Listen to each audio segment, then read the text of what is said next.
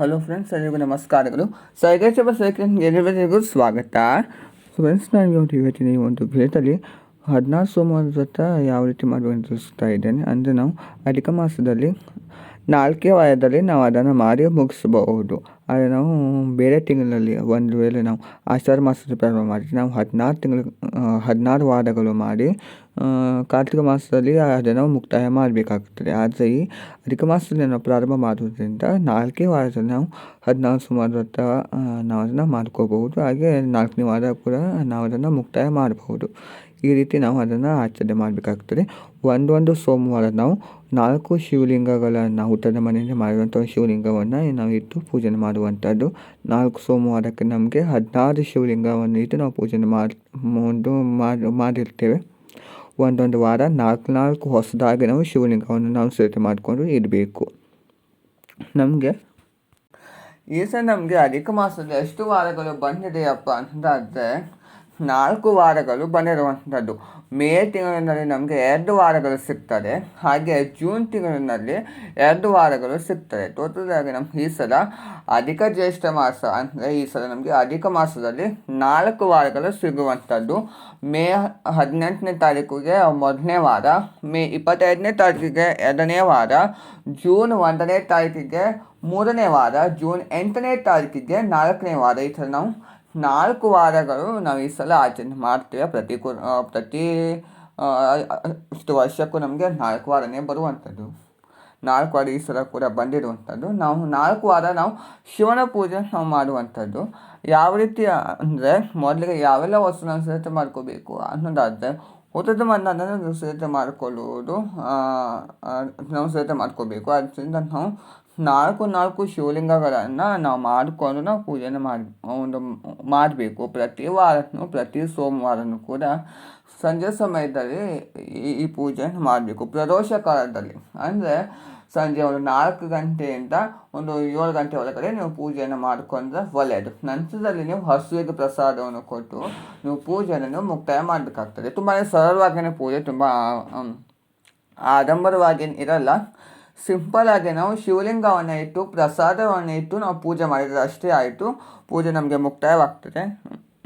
ತುಂಬಾ ಸರಳವಾದ ಒಂದು ಪೂಜೆ ಕೂಡ ಆಗಿರುವಂಥದ್ದು. ಎಲ್ಲರೂ ಕೂಡ ಆಚರಣೆ ಮಾಡಿ. ಯಾವ ರೀತಿ ನಾವು ಸಿದ್ಧತೆಗಳನ್ನು ಮಾಡಬೇಕು ಅನ್ನೋದಾದರೆ ಪ್ರತಿ ಸೋಮವಾರ ನೀವು 4 ಸೋಮವಾರ ಕೂಡ ಬೆಳಿಗ್ಗೆ ಎದ್ದು ಮನೆಯಲ್ಲ ಶುಚಿ ಮಾಡಿ ನೀವು ಕೂಡ ಸ್ನಾನ ಮಾಡಿಕೊಂಡು ತಲೆ ಮೇಲೆ ಅಂತಲೇ ನೀವು ಸ್ನಾನ ಮಾಡ್ಕೋಬೇಕು. ನಂತರದಲ್ಲಿ ನೀವು ಆವತ್ತಿನ ದಿವಸ ಉಪ್ಪನ್ನು ನೀವು ಸೇವನೆ ಮಾಡಬಾರ್ದು. ಹಾಗೆ ಉಪ್ಪನ್ನು ಕೂಡ ನೀವು ಮುಟ್ಟಬಾರದು. ಆ ಒಂದು ನಿಯಮವನ್ನು ಪಾಲನೆ ಮಾಡಬೇಕು. ನೀವು ದೇವರ ಮನೆಯಲ್ಲಿ ಸಂಕಲ್ಪ ಮಾಡಿಕೊಂಡು ನಿಮ್ಮ ಮನೆಯಲ್ಲೂ ಪೂಜೆ ಪ್ರತಿ ದಿವಸ ನೀವು ಯಾವ ರೀತಿ ನಿಮ್ಮ ಮನೆಯಲ್ಲಿ ಪೂಜೆ ಮಾಡ್ತೀರೋ ಅದೇ ರೀತಿಯೇ ಪೂಜೆ ಮಾಡುವಂಥದ್ದು. ಪೂಜೆಯಲ್ಲಿ ಆದ ನಂತರ ನೀವು ಆವತ್ತಿನ ದಿವಸ ಪೂರ್ತಿ ದಿವಸ ಉಪವಾಸವೇ ಇರಬೇಕು. ನೀವು ಹಾಲನ್ನು ನೀವು ಸೇವನೆ ಮಾಡಬಹುದು. ರಾತ್ರಿ ಸಮಯದಲ್ಲಿ ನೀವು ಅವಲಕ್ಕಿ ಉಪ್ಪಿಟ್ಟು ಆದರೆ ಸೇವನೆ ಮಾಡಬಹುದು. ಆದರೆ ಉಪ್ಪನ್ನು ಸೇವನೆ ಮಾಡಬಾರ್ದು.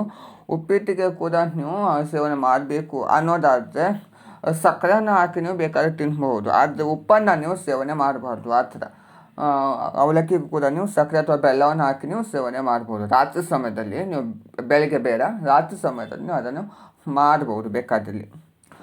ನೀವು ಸಂಜೆ ಆಗ್ತಾ ಒಂದು ಮಧ್ಯಾಹ್ನ 3 ಗಂಟೆಗೆ ನೀವು ಮತ್ತೊಂದು ಸಲ ನೀವು ತಲೆ ಮೇಲಿಂದ ಸ್ನಾನವನ್ನು ಮಾಡ್ಕೋಬೇಕು.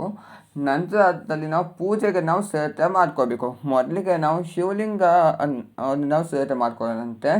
ಶಿವಲಿಂಗ ನಾವು ಯಾವ ರೀತಿ ಸಿದ್ಧತೆ ಮಾಡ್ಕೋಬೇಕು ಅನ್ನೋದಾದರೆ ನಾವು 4 ಶಿವಲಿಂಗಗಳನ್ನು ಸಿದ್ಧತೆ ಮಾಡ್ಕೋಬೇಕು. ಕೆಲವರು ತುಂಡಾಗಿ ಮಾಡಿ 3 ತುಂಡನ್ನು ಮಾಡಿ ಶಿವಲಿಂಗವನ್ನು ಸಿದ್ಧತೆ ಮಾಡ್ತಾರೆ. ಅದು ತಪ್ಪು. ನಾವು ಒಂದೇ ಗಟ್ಟಿಯನ್ನು ನಾವು ಸಿದ್ಧತೆ ಮಾಡಿಕೊಂಡು ಹುತ್ತದ ಮನೆಯಿಂದ ನಾವು ತೆಗೆದುಕೊಂಡು ಬಂದು ಅದಕ್ಕೆ ಸ್ವಲ್ಪ ಹತ್ತಿಯನ್ನು ಕೂಡ ನಾವು ಮಿಕ್ಸ್ ಮಾಡ್ಕೋಬೇಕು. ಯಾಕೆಂದ್ರೆ ಅದು ಬಿಡಬಾರ್ದಲ್ವಾ, ಸಾಕನ್ನಕ್ಕೆ ಅದು ಬಿಡಲ್ಲ ಆ ಥರ. ಯಾಕೆಂದರೆ ಅದು ಜಿಗಿತಾಗೇ ಇರುವಂಥದ್ದು ಮಣ್ಣು. ಆದರೂ ಕೂಡ ಸ್ವಲ್ಪ ಮಟ್ಟಿಗೆ ನಾವು ಹತ್ತಿಯನ್ನು ನೀವು ಮಿಕ್ಸ್ ಮಾಡಿಕೊಂಡು ಒಂದೇ ಗಿಟ್ಟಿನಿಂದ ಒಂದೇ ಸಲ ನೀವು 4 ಶಿವಲಿಂಗಗಳನ್ನು ಸಿದ್ಧತೆ ಮಾಡಿಕೊಂಡು ಇರಬೇಕು. ನಂತರ ಪ್ರಸಾದವನ್ನು ಕೂಡ ನಾವು ಸಿದ್ಧತೆ ಮಾಡ್ಕೋಬೇಕು. ಪ್ರಸಾದ ಅನ್ನೋದಾದರೆ 3 ಉಂಡೆಗಳನ್ನು ನಾವು ಸಿದ್ಧತೆ ಮಾಡ್ಕೋಬೇಕು. ಈಗ ಗೊತ್ತೇ ಇರುವಂಥದ್ದು ನಾವು ಯಾವ ರೀತಿ ಪ್ರಸಾದವನ್ನು ಸಿದ್ಧತೆ ಮಾಡ್ಕೋಬೇಕು ಅಂತ. ಈ 16 ಸೋಮವಾರ ವ್ರತದಲ್ಲಿ ನಾವು ಇದೇ ಪ್ರಸಾದವನ್ನು ನಾವು ಸಿದ್ಧತೆ ಮಾಡ್ಕೋಬೇಕು. ನಾವು 4 ಶಿವಲಿಂಗಗಳನ್ನ ನಾವು ಸೆಲೆಕ್ಟ್ ಮಾಡ್ಕೊಂಡಿದ್ರು ಕೂಡ ಪ್ರಸಾದ ಮಾತ್ರ ನಾವು 3 ಉಂಡೆಯನ್ನು ನಾವು ಮಾಡಬೇಕು. ಅದನ್ನು ನಾವು ಮಾತ್ರ ನೆನಪಿನಲ್ಲಿ ಇಟ್ಕೋಬೇಕು. ಒಂದು ಶಿವನಿಗೆ, ಒಂದು ಹಸುವಿಗೆ, ಹಾಗೆ ಮತ್ತೊಂದು ನಿಮ್ಮ ಮನೆಯ ಸದಸ್ಯರಿಗೆ ಅಂತ. ಈ ಥರ ನೀವು 3 ಉಂಡೆಗಳನ್ನು ಸೇರಿಕೆ ಮಾಡ್ಕೋಬೇಕು. ಹಸುವಿಗೆ ಇಟ್ಟಿರುವಂಥದ್ದು ನೀವು ಹಸುವಿಗೆ ಕೊಡಬೇಕು. ನಿಮ್ಮ ಮನೆಯ ಸದಸ್ಯರಿಗೆ ಅಂತ ಇಟ್ಟಿದ್ದು ನಿಮ್ಮ ಮನೆಯ ಸದಸ್ಯರಿಗೇ ಕೊಡಬೇಕು. ಮತ್ತು ಶಿವನಿಗೆ ಇಟ್ಟಿರುವಂಥದ್ದು ಯಾರು ಪೂಜೆ ಮಾಡಿರ್ತಾರೋ ಅವರೇ ಮಾತ್ರ ಸೇವನೆ ಮಾಡಬೇಕು. ಮತ್ತು ಮಿಕ್ಕಿದವರಿಗೆ ನೀವು ಕೊಡಬಾರ್ದು. ಆ ಥರ ನೀವು 3 ಉಂಡೆಗಳನ್ನು ಸೇರಿಕೆ ಮಾಡ್ಕೋಬೇಕು. ಮೊದಲಿಗೆ ಪೀಠದ ಮೇಲೆ ಓಂ ನಮಃ ಶಿವಾಯ ಅಂತ ರಂಗೋಲಿಯನ್ನು ಹಾಕ್ಕೊಂಡು ಅದ್ರ ಮೇಲೆ ಶಿವನ ಫೋಟೋವನ್ನು ಇಟ್ಟು ಗೆಜ್ಜೆವಸ್ತುವನ್ನು ಹಾಕಿ ಬಿಳಿ ಹೂಗಳಿಂದ ನೀವು ಅಲಂಕಾರ ಮಾಡಿಕೊಳ್ಳಿ. ಆದಮೇಲೆ ಒಂದು ಪ್ಲೇಟ್ ಮೇಲೆ ಅಕ್ಕಿಯನ್ನು ಹಾಕಿ ನಿಮ್ಮ ಮನೇಲಿ ಇರುವಂಥ ಒಂದು ಬೆಳ್ಳಿಯ ಅಥವಾ ಪಂಚಲೋಹದ ಶಿವಲಿಂಗ ಹಾಗೆ ಗೌರಿಯ ಒಂದು ವಿಗ್ರಹವನ್ನು ಇಟ್ಟು ನೀವು ಹೂಗಳಿಂದ ಅಲಂಕಾರ ಮಾಡ್ಕೊಳ್ಳಿ. ಅದರ ಕೆಳಭಾಗದಲ್ಲಿ ನಾವು ಒಂದು ಪ್ಲೇಟನ್ನು ಇಟ್ಟು 4 ಬಿಲ್ಪತ್ರೆಗಳನ್ನು ಇರಬೇಕು. ನಾವು ಈ ಪೂಜೆಯಲ್ಲಿ ಬಿಲ್ಪತ್ರೆ, ಎಕ್ಕದ ಹೂವು, ತುಂಬೆ ಹೂವನ್ನು ಸೇರಿಕೆ ಮಾಡಿಕೊಳ್ಳುವಂಥದ್ದು ತುಂಬಾ ಒಳ್ಳೆಯದು. ನಾವು 108 ಬಿಲ್ಪತ್ರೆಯನ್ನು ಇಟ್ಟರೆ ತುಂಬಾ ಒಳ್ಳೆಯದು. ಇಲ್ಲ ಅಂದರೆ ಕನಿಷ್ಠವಾಗಿ ನೀವು 11 ಬಿಲ್ಪತ್ರೆಯನ್ನಾದರೂ ಇಡಲೇಬೇಕು. ನಾವು 4 ಬಿಲ್ಪತ್ರೆ ಮೇಲೆ ವಿಭೂತಿಯನ್ನು ಹಚ್ಚಿ ಅಕ್ಷತೆಯನ್ನು ಹಾಕಿ 4 ಶಿವಲಿಂಗಗಳನ್ನು ಒಂದೊಂದು ಬಿಲ್ಪತ್ರೆ ಮೇಲೆ ಇಡ್ತಾ ಹೋಗಬೇಕು. ಹಿಂದೆ ಅದು ಮುಂದೆ ಅದು ಆ ಥರ ನೀವು ಇರಬಹುದು. ಒಂದೇ ಕಡೆ ಇರಬೇಕಂತೇನಿಲ್ಲ. ಆದರೆ ಒಂದೇ ಪ್ಲೇಟಲ್ಲಿ ನೀವು ಇಟ್ಟು ಅದಕ್ಕೆ ನಾವು ತ್ರಿನಾಮವನ್ನು ನಾವು ಹಾಕಬೇಕು. ವಿಭೂತಿಯಿಂದ ಸಹಾಯದಿಂದ ಒಂದು ಕಡ್ಡಿ ಸಹಾಯದಿಂದ ತ್ರಿನಾಮವನ್ನು ಹಾಕಿ ಸ್ವಲ್ಪ ಮಟ್ಟಿಗೆ ವಿಭೂತಿಯಾಗಿ ಅಕ್ಷತೆಯನ್ನು ನೀವು ಒಂದು ಹಾಕಬೇಕು. ಬಿಳಿ ಅಕ್ಷತೆಯನ್ನು ನೀವು ಬಳಸಬೇಕು. ನಂತರದಲ್ಲಿ 4 ಗೆಜ್ಜೆ ವಸ್ತುನೇ ಹಾಕಬೇಕು. ನೀವು 4 ಗೆಜ್ಜೆ ವಸ್ತುವನ್ನು ನಾವು ತೆಗೆದುಕೋಬೇಕು. ಅಂತ 4 ಶಿವಲಿಂಗಕ್ಕೆ 4 ಗೆಜ್ಜೆ ವಸ್ತು ಅಂತ ಎರಡೆರಡೇ ತೆಗೆದುಕೋಬೇಕು. 4 ಶಿವಲಿಂಗಕ್ಕಲ್ಲಿ ಕೂಡ ಸಪ್ರೇಟ್ ಆಗಿನೇ ಎರಡೆರಡು ಗೆಜ್ಜೆ ವಸ್ತುವನ್ನು ಹಾಕಿ ನಂತರ ಹೂಗಳಿಂದ ಅಲಂಕಾರ ಮಾಡ್ಕೋಬೇಕು. ಮತ್ತು ಬಿಲ್ಪತ್ರೆಯನ್ನು ಕೂಡ ನೀವು ಇಡಬೇಕು. ಮತ್ತು ದೀಪಾರಾಧನೆ ಅಂತ ಒಂದು ವಿಷಯಕ್ಕೆ ಬಂದರೆ ನೀವು ತುಪ್ಪದ ದೀಪಾರಾಧನೆ ಕೂಡ ಮಾಡ್ಬೋದು, ಅಕ್ಕಿದ ದೀಪಾರಾಧನೆ ಮಾಡ್ಬೋದು, ಬೆಲ್ಲದ ದೀಪಾರಾಧನೆ ಮಾಡ್ಬೋದು, ತೆಂಗಿನಕಾಯಿಯಿಂದ ದೀಪಾರಾಧನೆ ಕೂಡ ಮಾಡ್ಬೋದು. ಒಂದೊಂದು ವಾರ ಒಂದೊಂದು ರೀತಿಯಾದ ಒಂದು ದೀಪಾರಾಧನೆಗಳನ್ನು ಕೂಡ ನೀವು ಮಾಡ್ಕೋಬೋದು. ತುಂಬಾ ಒಂದು ವಿಶೇಷವಾಗಿಯೇ ಇರುವಂಥದ್ದು. ಇಷ್ಟು ಮಟ್ಟಿಗೆ ಸೇರಿಕೆ ಮಾಡ್ಕೊಳ್ಳಿ. ಹಾಗೆ ಪ್ರಸಾದಕ್ಕೆ ಅಂತ ಈಗ ತಿಳಿಸ್ಕೊತಿದ್ದೇನೆ. 3 ಉಂಡೆ ಮತ್ತು ತಾಂಬೂಲ, ಹಣ್ಣುಗಳು ಅಂತ ನೀವು 5 ರೀತಿ ಹಣ್ಣುಗಳನ್ನು ಕೂಡ ಬಳಸ್ಬೋದು. ಇಲ್ಲಾಂದರೆ ಬಾಳೆಹಣ್ಣನ್ನು ಕೂಡ ನೀವು ಇರಬಹುದು. ಮತ್ತು ಅದು ದೀಪವನ್ನು ಹಚ್ಚಿಟ್ಟು ನೀವು ಪೂಜೆನ ಪ್ರಾರಂಭ ಮಾಡಬೇಕು. ದೀಪಾರಾಧನೆ ಮಾಡಿಕೊಂಡು ಉದ್ದಿನ ಕಡ್ಡಿ ಬೆಳಗ್ಗೆ ನಾವು ವಿಶೇಷ ರೀತಿಯ ದೀಪಾರಾಧನೆಗಳನ್ನು ಮಾಡ್ಕೋಬೇಕು. ನಂತರದಲ್ಲಿ ಸಾಂಬ್ರಾಣಿ ತುಪ್ಪವನ್ನು ಹಾಕಿ ಶಿವನ ಅಷ್ಟೋತ್ಸವವನ್ನು ಪ್ರಾರಂಭ ಮಾಡಬೇಕು. ಶಿವನ ಅಷ್ಟೋತ್ಸವಕ್ಕೆ ನೀವು ಹುತ್ತದ ಮನೆಯಿಂದ ಏನು ಮಾಡಿರ್ತೀರ 4 ಶಿವಲಿಂಗು ಅದ್ರ ಮೇಲೆ ನೀವು ವಿಭೂತಿಯಿಂದ ಕೂಡ ನೀವು ಅಷ್ಟೋತ್ಸವ ಮಾಡ್ಕೋಬಹುದು. ಎಕ್ಕದ ಹೂವಿನಿಂದ ನೀವು ಅರ್ಚನೆ ಮಾಡ್ಬೋದು. ಬಿಲ್ವಾರ್ಚನೆ ಮಾಡಿದರೆ ಇನ್ನೂ ತುಂಬಾ ಒಳ್ಳೆಯದು. ನಿಮಗೆ ಯಾವುದು ನಿಮಗೆ ಸೂಕ್ತವಾಗಿ ಸಿಗ್ತದೋ ಅದೇ ನೀವು ಬಳಸ್ಕೊಂಡು ನೀವು ಅಷ್ಟೋತ್ಸವ ಅಂತ ನೀವು ಅರ್ಚನೆಯನ್ನು ಮಾಡ್ಕೋಬೋದು. ಅರ್ಚನೆ ಎಲ್ಲ ಮುಗಿದ ನಂತರ ನೀವು ಶಿವನ ನಿಮ್ಮ ಸಂಕಲ್ಪವನ್ನು ಕೇಳಿಕೊಂಡು ನೀವು ಕಥೆಯನ್ನು ಓದ್ಕೋಬೇಕು. 16 ಸೋಮವಾರದ ಒಂದು ವ್ರತದ ಪುಸ್ತಕದಲ್ಲಿ ಏನು ನಿಮಗೆ ಕಥೆ ಇರ್ತದೋ ಆ ಕಥೆಯನ್ನು ಸಂಪೂರ್ಣವಾಗಿ ನೀವು ಅರ್ಥ ಮಾಡಿಕೊಂಡು ಅದನ್ನು ಓದ್ಕೊಂಡು ನಂತರದಲ್ಲಿ ಕಾಯನ ಒಡೆದು ನೀವು ಮಂಗಳಾರತಿಯನ್ನು ಮಾಡಿ ಇಷ್ಟೆಲ್ಲ ಪೂಜೆ ಹಾಕೋ ತನಕ ನಿಮಗೆ 6 ಗಂಟೆ 7 ಗಂಟೆ ತನಕ ಆಗ್ತದೆ.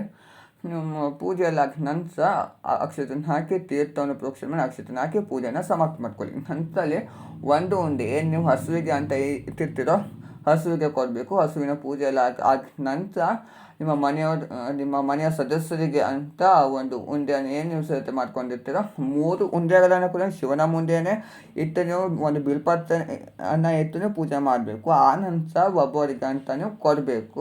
ಮತ್ತು ಶಿವನಿಗೆ ಅಂತ ಏನು ಇಟ್ಟಿರ್ತೀರೋ ಅದು ನೀವು ಪೂಜೆ ಮಾಡಿರುವಂಥವರು ಅದನ್ನು ಸೇವನೆ ಮಾಡಬೇಕು. ಮತ್ತು ಬೇರೆಯವ್ರಿಗೆ ನೀವು ಕೊಡಲು ಬರುವುದಿಲ್ಲ. ಸೊ ಆ ಕಾರಣಕ್ಕೆ ಇಷ್ಟು. ಮತ್ತು ವಿಸರ್ಜನೆ ಅಂತ ಅಂದರೆ ನೀವು ಸೋಮವಾರ ಪೂಜೆ ಮಾಡುತ್ತೀರಿ, ತಿರುಗಿ ದಿವಸ ಮಂಗಳವಾರ ಏನು ಮಾಡಬೇಕು ಅನ್ನೋದಾದರೆ ಒಂದು ಬಾಕ್ಸನ್ನು ನೀವು ಸಿದ್ಧತೆ ಮಾಡ್ಕೋಬೇಕು.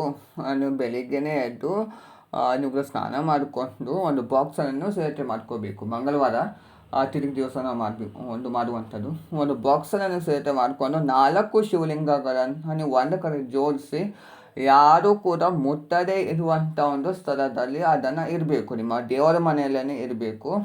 ಮತ್ತು ತಿರುಗಿ ಸೋಮವಾರ ಅಂದರೆ ಮುಂದಿನ ವಾರ ಮತ್ತೆ 4 ಶಿವಲಿಂಗಗಳನ್ನು ಮಾಡಿಟ್ಟು ನೀವು ಪೂಜೆ ಮಾಡ್ತೀವಲ್ವ, ಮತ್ತು ಮಂಗಳವಾರ ನೀವು ಆ 4 ಶಿವಲಿಂಗವನ್ನು ಅದೇ ಬಾಕ್ಸ್ನಲ್ಲಿ ಇರ್ತಾ ಇರಬೇಕು. ನಿಮಗೆ 3 ಸೋಮವಾರದಲ್ಲಿ ನಿಮಗೆ 12 ಶಿವಲಿಂಗಗಳು ಆಗ್ತದೆ, ಮತ್ತು 4 ಸೋಮವಾರ ನೀವು ಪೂಜೆ ಮಾಡ್ತೀರಿ, ಮತ್ತು 4 ಆಗ್ತದೆ.